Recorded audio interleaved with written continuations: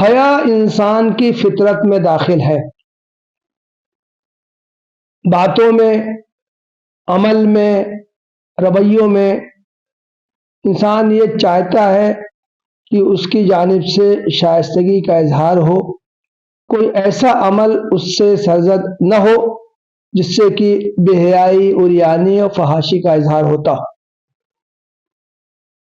چنانچہ قرآن مجید ہی میں حضرت آدم اور حوا کے واقعے میں یہ بیان کیا گیا ہے کہ جب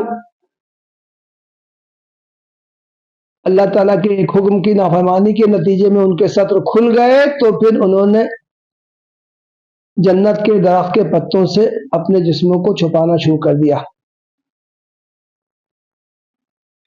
اللہ کے رسول صلی اللہ علیہ وسلم نے بھی حیا پر بہت زیادہ زور دیا ہے۔ ایک حدیث میں کہا گیا ہے کہ الحیاء من الایمان، حیا ایمان کا ایک حصہ ہے۔ ایک حدیث میں تو کہا گیا ہے الایمان والحیاء توامان، دو جڑواں جیسے بھائی ہوتے ہیں، ان میں شکل و شباہت ہر چیز میں مماثلت ہوتی ہے، اسی طرح کہا گیا کہ حیا اور ایمان ایک ہی جیسے ہیں۔ ایک حدیث میں تو کہا گیا کہ ایمان کے 70 شعبے ہیں، ان میں سے ایک شعبہ حیا بھی ہے۔ تو اس سے ہم سمجھ سکتے ہیں کہ اسلام میں حیا کی کتنی اہمیت ہے۔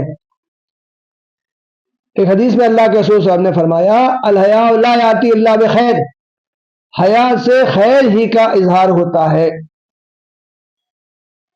موجودہ سماج کو ہم دیکھیں تو یہاں مختلف حوالوں سے بے حیائی عام ہو رہی ہے، خاص طور سے نوجوان لڑکے اور لڑکیاں طرح طرح کی فحش حرکات کرتے ہیں۔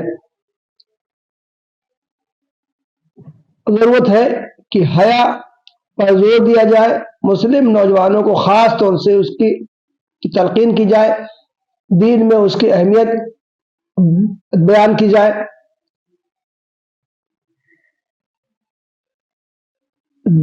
جماعت اسلامی ہند ابو الفضل نعت کے احباب قابل مبارکباد ہیں کہ انہوں نے حیا کے موضوع پر ایک مہم بنانے کا فیصلہ کیا۔